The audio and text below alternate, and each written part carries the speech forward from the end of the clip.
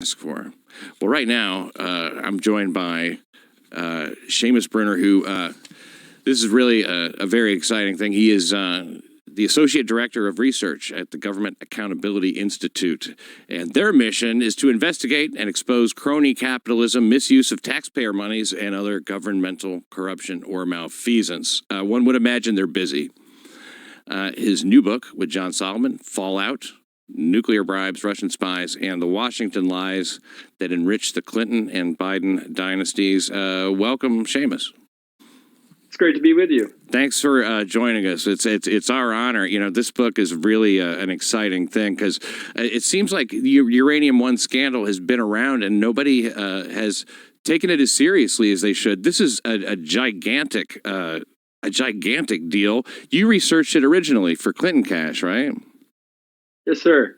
Yeah. That's correct. And so Putin's strategy, the geopolitical energy domination, I wasn't aware of this, and I bet you a lot of people aren't. Would you care to tell us something about that?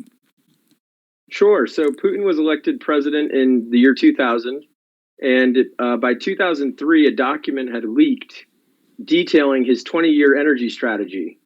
And that strategy included, of course, oil and gas and leveraging that against his neighbors in Eastern Europe and all of Europe, really. Mm-hmm. But a crucial part of this strategy was his nuclear domination strategy. And so he kind of consolidated all of Russia's nuclear assets. And once he had control of kind of that region, he went on a shopping spree all over the world to secure the, uranium's a strategic asset, kind of like the Chinese do with rare earth metals. Mm-hmm. And he bought, as most people know by now, 20% of the uranium in the United States. Yes. Well, that was, a lot of people thought that was, maybe he's going to export it to Iran. The real goal with the Uranium One purchase was so that he could kind of mothball, shut down these mines in the United States. And it was really a market manipulation strategy to make the United States reliant on Russia for all their nuclear needs. So the U.S. is powered, 20% of the power in this country is generated by nuclear reactors. A lot of your viewers may get nuclear power from Duke Energy or Exelon Corporation. Mm-hmm. There's several others like that. Well, they buy the vast majority of their uranium from Russia now, and we have basically become dependent on Russia. Oh, that's not a good situation at all. And they knew that this was his strategy ahead of time because of Doug Campbell, the CIA asset, who managed to get into Rosatom and the Russian nuclear company. I'm a little bleary on that, but I know that he was able to get in and find out some information. And from what I understand, all the way up to the top, Obama, Mueller, rather, and as well as Clapper and Brennan, they all knew that this was a bad idea, and yet this deal went through. It's startling. Right. So Clinton Cash really focused a lot on the Clintons, obviously, hence the title. And so we tracked the money in Clinton Cash to the Clinton Foundation, at least $145 million. That figure's actually jumped up to close to $300 million when you include the utility companies and other, entities who would be interested in this deal. The reason the utility companies like buying their uranium from Russia and had no problem with shutting down the mines in the United States is because Russia can produce it for far cheaper. There's not as many safety regulations in countries like Kazakhstan where they source a lot of this uranium. There's not environmental regulations, worker protections, and things of that nature. So the utilities get uranium from Russia for a bargain price. So we track the money to Clinton. What this book lays out is that the Obama Foundation actually took money from players connected to the deal. We found the largest donor to the Obama Foundation is a company called Exelon Corporation. It's a Chicago-based utility. One of their subsidiaries just last week was charged with bribery of Illinois officials, had to pay a $200 million fine. Of course, nobody's going to go to jail as long as they abide by their deferred prosecution agreement. But it just goes to show, this book is very timely. The nuclear utilities showered money on the Obama campaigns. They funded him basically from state senator all the way to the White House. Exelon Corporation became known as the president's utility. And the number of crony connections and millions of dollars going to people in Obama's orbit is too extensive to probably list here on the program. Wow, that is it's absolutely it's incredible. It's really incredible, and also now this whole thing when this started to come into the light, we were now this is maybe two separate things. So like help me out, but in the Ukraine, that's when Putin invaded the Ukraine. That was a problem, obviously, and sort of like all bets were off because they were trying to, I don't know, curry favor or something by selling the uranium to him, in a sense, from what I understand. So, with that being the case, they started then the Russiagate story, which ended up being a national obsession. And that was in 2009. I guess I'm having a hard time understanding exactly how that works. Is it unusual to come up with something like that so far ahead of time? Right. So what happened was the Uranium One scandal is really just part of the entire Obama Russia reset. That's just one giveaway to Putin that the Obama administration, with Biden, Hillary Clinton, et cetera, gave away to Putin. Now we've got at least a dozen other giveaways. One of the first one was we canceled the missile defense in Russia. Mm-hmm. But anyhow, in the book there's about a dozen major giveaways to Putin that really threatened America's security. Okay, so by 2014, the Russia reset is beginning to deteriorate. Putin's got everything he wants. He basically pulls the rug out from underneath the Obama administration, and that's when he heads into Ukraine. This is where it becomes part of the Biden scandal with Burisma. Right. This book, it's actually all one big scandal, and it starts with the failure of the Obama administration's Russia policy, which is the 2009. But it goes all the way through 2013, and then you get this conflict, this kind of proxy war in Ukraine. And so how do we decide to prop up Ukraine and help Ukraine combat Putin's advances? Well, we fund their energy sector. And that's when Hunter Biden heads into Ukraine, gets a sweetheart deal with a corrupt oil and gas company. A lot of other people profited in Ukraine. We've got a nice little anecdote about Adam Schiff's donor, a Ukrainian arms dealer who ends up making weapons deals with the corrupt Ukrainian weapons agency. Wow! But it's a really unbelievable story, and I didn't know that the two stories, Burisma, Uranium One, were connected until I really tracked the Obama administration's Russia policy and realized it was a disaster from start to finish. So, getting back to your question, how does that affect the 2016 election? Right. Well, we found. So in Clinton Cash, that came out.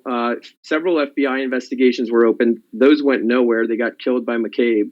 But by mid 2015, late 2015, the Clinton campaign has realized they have got a huge liability regarding Hillary's Russia baggage. Mm-hmm. The money for the foundation, the speaking fees to Bill Clinton, all of the abundant conflicts of interest. So really, even before Donald Trump has become the nominee, we found buried in the WikiLeaks, John Podesta email from the Clintons' internal polling apparatus that says the number one issue that voters have with Hillary Clinton, when we focus tested it and polled a secret audience, it's this Russia deal. I mean, the email scandal got a lot of press, but it was actually less than half as big an issue for her campaign. I think something like 30% of respondents took issue with the email scandal. It was close to 60%, or maybe over 60% of respondents said they could not vote for Hillary Clinton after hearing about this Russia baggage. So that was her, research. Yeah. It became a neutralization strategy. It didn't matter if it was Donald Trump who ended up becoming the candidate. I mean, it's kind of mystifying. Like, why would they choose Russia to pin on Donald Trump of all the many things they could, go after him for? There's possibly closer ties to China, which Schweitzer laid out in one of his books with, Ivanka and Jared. But nonetheless, they choose Russia, which really didn't make a whole lot of sense until you realize it was kind of a deflection, projection move to make it like a he said, she said. I guess both of them are guilty or innocent. Projection is an amazing thing, and that's some crazy. Is that foresight, or did they just get lucky? Well, I think they got lucky with the hiring of Paul Manafort. Mary Jacoby and Glenn Simpson of Fusion GPS had actually done some opposition research on Manafort in the past. and they kind of resuscitated their research from a decade prior with the FARA and the Ukraine work, which happened to coincide with the Podesta Group's Ukraine work. But nonetheless, I think they lucked out with Paul Manafort. But other than that, I mean, as we now know, the Steele dossier has completely been debunked. Basically, you know, the Alpha Bank allegations were, you know, a joke. It was a spam email campaign, had nothing to do with the Trump campaign, communicating with an Alpha Bank server. I mean, you just go down the list of the things that folks like Rachel Maddow would hammer and Adam Schiff would hammer night after night after night. Yeah. And every single one of them has been disproven. The Alpha Bank story was particularly persistent, it seems, but I don't think a lot of people had, it was shorthanded to just Russia, and there was zero information. The whole country was talking about it. Meanwhile, there's all this like really solid evidence, that goes in the other direction. And it takes a little bit more time to say that than it does to make a joke about Trump and Putin. So people would rather digest the other. There have been 4 indictments and convictions on racketeering and like from the Russian nuclear lobby, though, right? Right. So that was all thanks to Campbell's work, the FBI whistleblower, who Chapter 6 is really his background story. It really reads like a spy thriller. Campbell had been working for the CIA and FBI for 30 years as an operative who would kind of go and investigate foreign corrupt practices and bribery. And so in 2005, the FBI comes to Campbell with a new assignment, and it puts him in Kazakhstan, which is the same place where Bill Clinton flew on the private jet of the Canadian billionaire Frank Giustra to pick up the assets that became part of Uranium One. So the timeline laid out in this book is just staggering. So 2005, Campbell starts investigating the Russian nuclear corporation. There's several names. There's Rosatom, which is the parent. Then there's 10X, which is the seller. So Rosatom's just this umbrella corporation. 10X actually makes the sales to companies like Exelon. So Campbell gets in close with 10X, and they start soliciting kickbacks from him. They say, well, we'll give contracts to these, American trucking companies and so forth, and then you've got to kick back the money. And so Campbell does that for a number of years. He's authorized by the FBI to do so. And by 2010, he's got so much evidence of bribery, kickbacks, extortion, and money laundering. They hooked him up with what they called the system, which is sending money through Latvia, Seychelles, Cyprus, all companies that Hunter Biden's money came through, by the way. And so, Campbell provides this evidence to the FBI, and then he learns about the Uranium One deal that's coming up, and he's talking to his handler and saying, like, what's the deal? And the handler just says, ask your politics. We're not supposed to touch it. So he kind of became despondent by 2011 because there's still no indictments. Well, by 2014, it's Rod Rosenstein, it's Andrew McCabe, it's Andrew Weissman, coincidentally, who some viewers may recognize those names from the so-called Spygate scandal and the Mueller investigation. They're all the ones handling the indictments of 10X. And it sounds good that, Russians got indicted, but it was actually a slap on the wrist. I mean, some of these crimes carried up to 20 years, maybe more. I think the one Russian nuclear executive who went away got sentenced to 48 months. And I think he got out early on good behavior. But the announcements were right before Labor Day, right before Christmas, and it made almost zero press, and didn't obviously affect the Uranium One deal at all. It's amazing how holidays distract people. I remember Obama released his statement about, I guess it was, improperly using the, surveillance apparatus of the United States to spy on citizens and just like do these. I think I'm correct about that, but it's beside the point. The revelations in Fallout. Do you mind if I go through a few of these? Sure. Fallout, this is Joe Biden's Ukraine energy advisor secretly lobbied for Russian nuclear deals. That's hard for Look, maybe help fill that in a little bit. What does that look like? Sure. So there's all these kind of players who operate just a few layers below the surface and not a lot of household names. but they really get things done. So this man was named Amos Hochstein. He was Biden's Ukraine advisor, but before that, he was working with Campbell. We didn't know any of this. He didn't disclose any of his activities.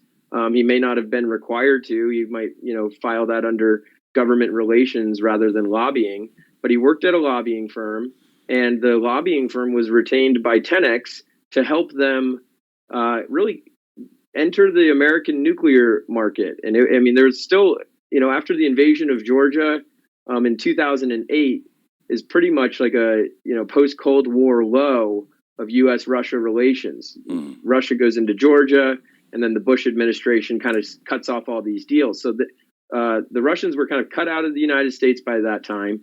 And this man, Amos Hochstein, he's an energy expert. He's a truly brilliant guy.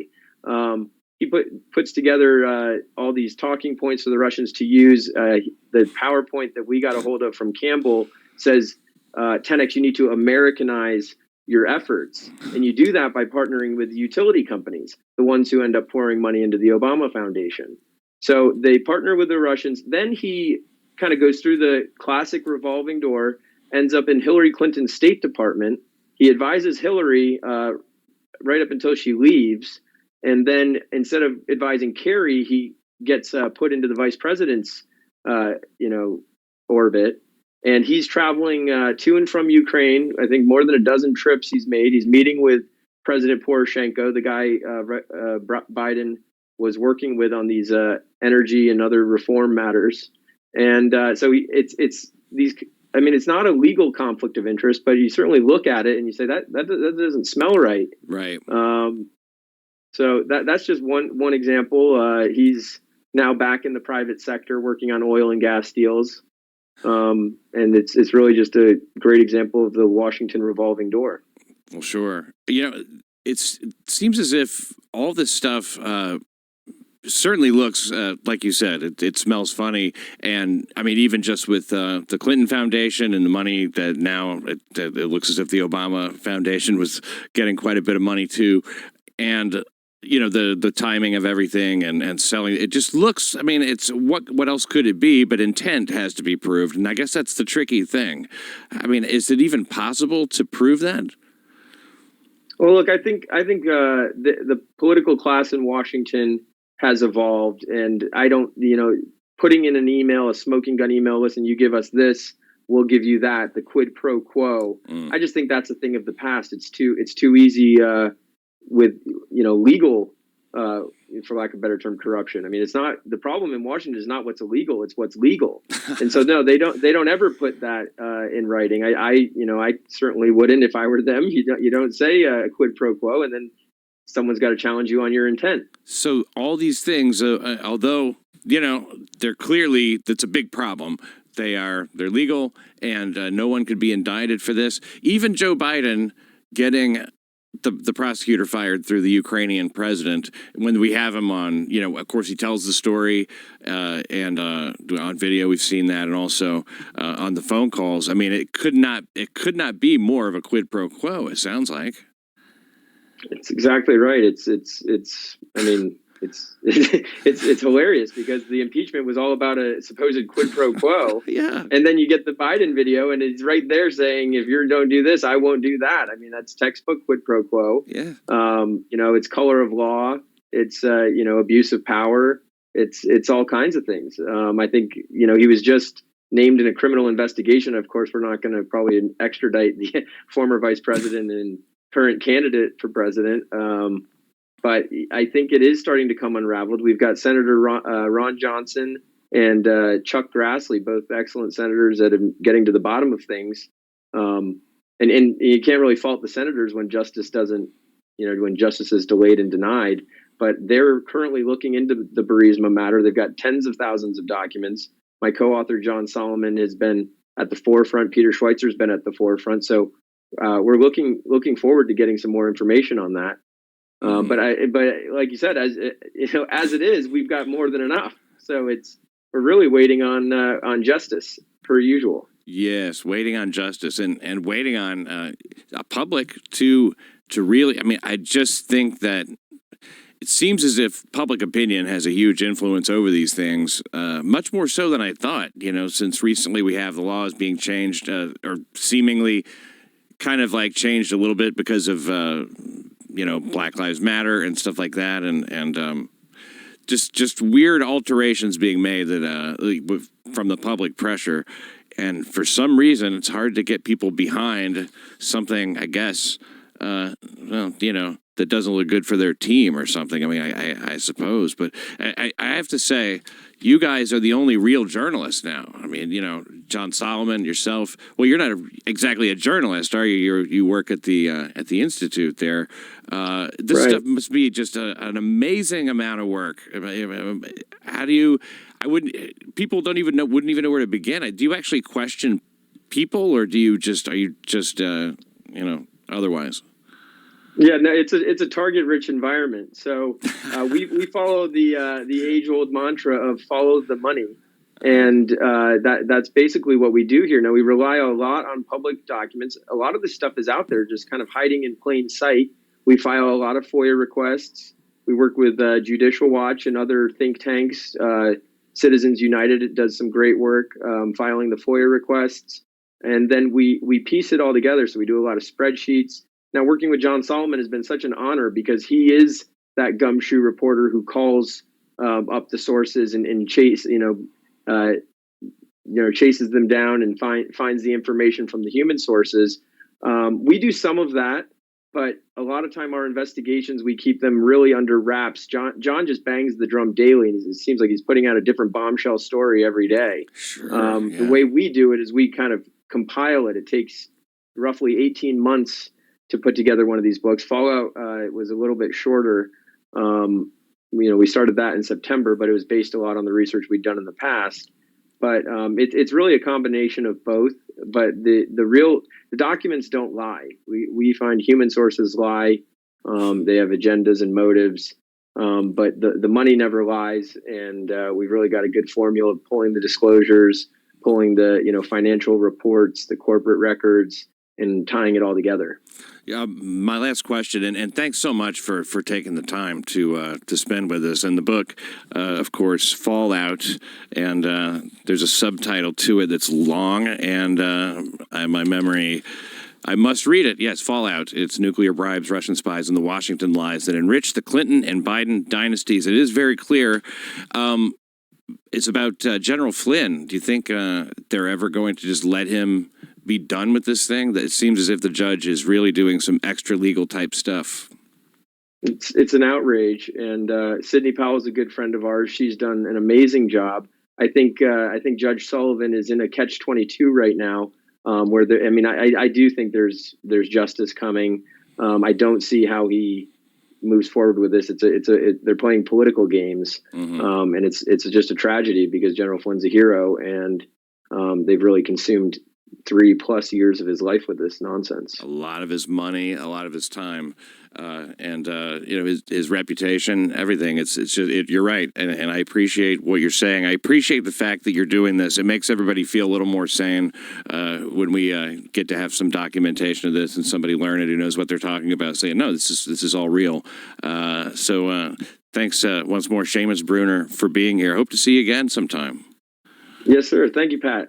Good to be with you. Have a good one. Boy, that's stunning stuff, isn't it? Isn't that stunning? It's absolutely. Wait, do we have a call? We do.